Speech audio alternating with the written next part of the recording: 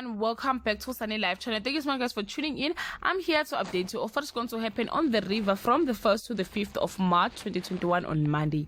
Zweli has some suspicions about the man who supposedly hold the key to the truth. Has he reached the end of the road?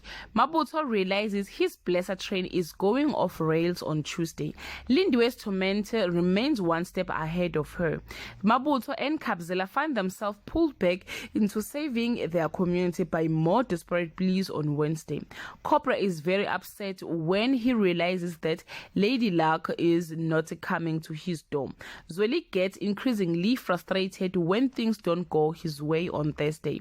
Mabutho and Kabzela start to panic when their secret activities threaten to be exposed, and Lindiwe is frustrated when one of her enemies refuses to stay buried on Friday. Lindiwe resorts to a desperate measures to buy someone's silence. The quest to uncover Mzekezeke's real identity lead to unexpected suspects. Guys, this is all I have for today. You can leave your comment below and share your opinion.